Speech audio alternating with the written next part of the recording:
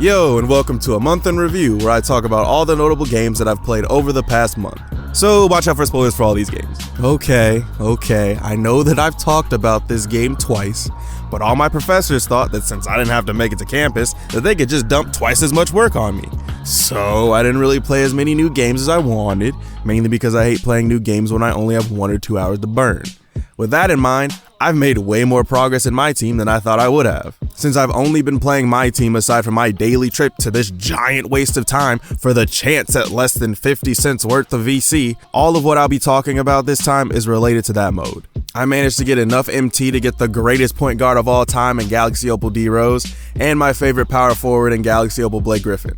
Now I just need KD and Yao Ming to round out my team and I'll be happy. It seems like they pretty much all but abandoned the card evolution mechanic that I really enjoyed, and now it's really only Pink Diamonds Galaxy Opals evolving into better Galaxy Opals, which has to be the dumbest fucking thing they could have possibly done.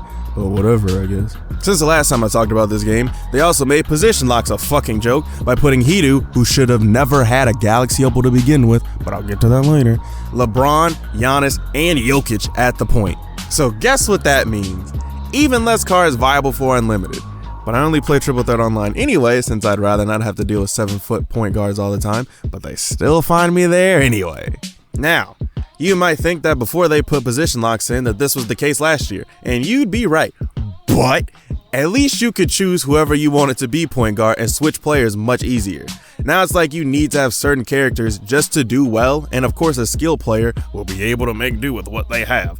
But the skill gap shouldn't have to have a height gap too. Now let's talk about how this game just gives out opals to players who don't deserve it, and only gives them to certain players because they are the cheesiest shit in the world in theory, but when they actually played, they might as well have been non-existent. I'm not even mad that Shaq can bang threes or dribble in this game. He's probably the greatest center ever, so it's whatever, let him have it.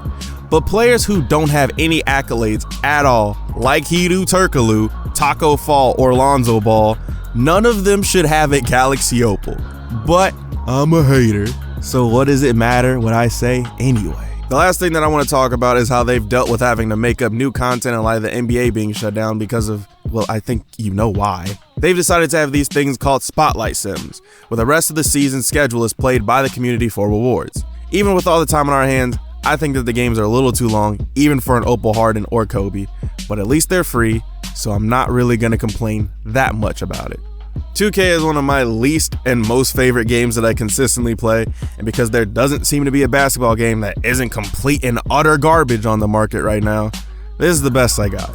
Also, off-balling is still the worst thing in the world. If you do it, you're garbage. You might as well uninstall the game. Alright, let's move on to another game that I've been playing for months and already talked about at least twice.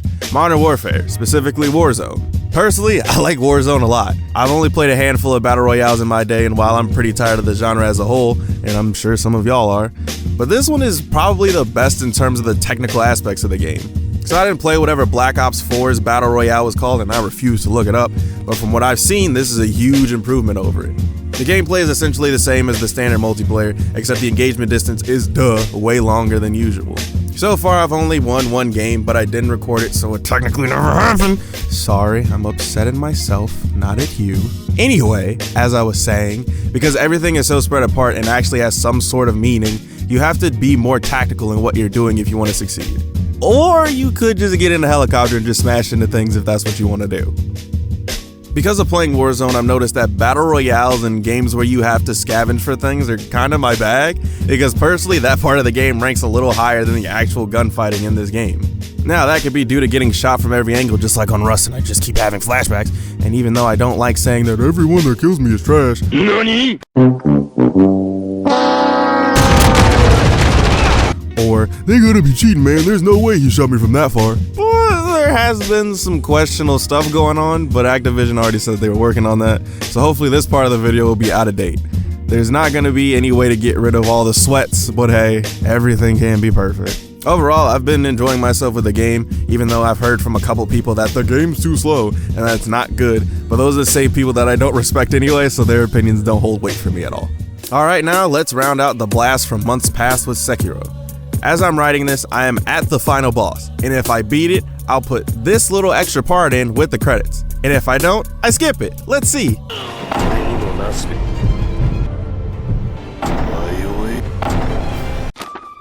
I can't do it. I can't do it. Since I've pretty much seen the entire game at this point, what do I think about it as a whole? Well, since the last time I talked about it, shit went down.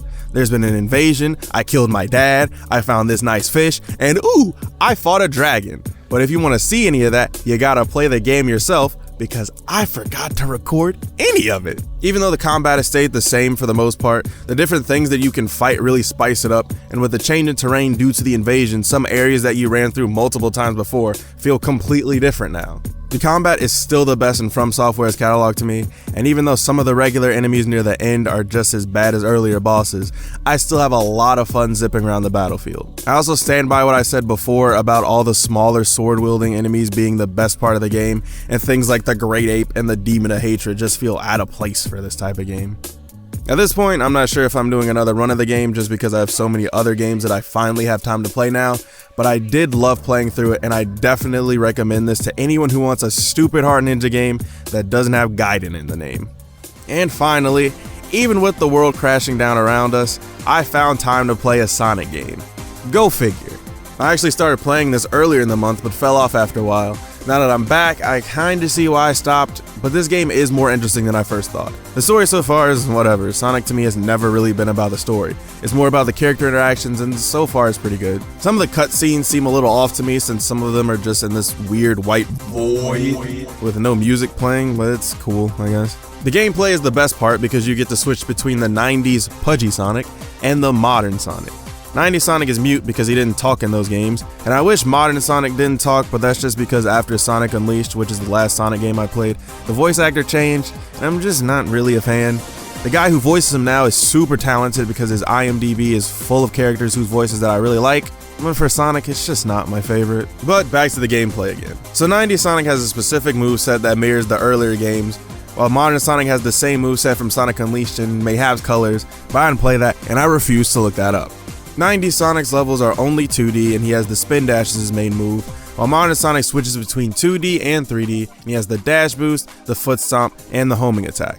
For me, even though I haven't played a Sonic game in only 4 months, okay, well maybe that's why modern Sonic feels so much better to control, although I think that when his stages go to 2D, it kinda becomes hard to control. And speaking of the 2D sections, I guess I'm getting old or something, because when Sonic goes fast, you know, the point of the game, the screen gets so blurry to me that I can barely see, and because I thought that the whole game was gonna be like this, I just stopped for a while, but now I think it's only that particular stage because I haven't noticed it since. So far, the gameplay is fun enough to keep me playing, and some of the song remixes like the Green Hill Zone song is pretty good, but they should have never, ever remixed Escape from the City, because it's just not as good as the original, like at all.